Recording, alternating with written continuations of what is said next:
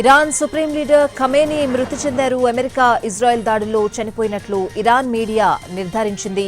అయితే ఖమేనీ తర్వాత ఎవరు ఇరాన్ను నడిపిస్తారు అన్నది ఇప్పుడు ఉత్కంఠగా మారింది. సుప్రీం లీడర్ ఖమేనీ హత్యతో దేశాన్ని 3 సభ్యుల బృందం లీడ్ చేయనుంది.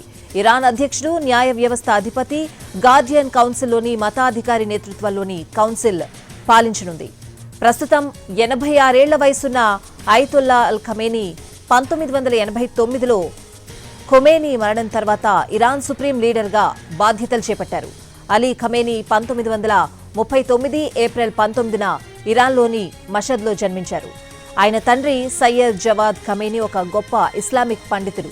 ఖమేనీకి కేవలం 4 ఏళ్ల వయసున్నప్పుడే ఆయనను, ఆయన అన్నయ్యను అక్షరాలు, ఖురాన్ నేర్చుకోవడానికి ఆ కాలపు సంప్రదాయ ప్రాథమిక పాఠశాలలైన మక్తబ్కు పంపారు. ఆ తర్వాత ఆయన తన విద్యాభ్యాసాన్ని కొనసాగించడానికి అప్పుడే కొత్తగా ఏర్పాటైన ఇస్లామిక్ పాఠశాలకు మారారు.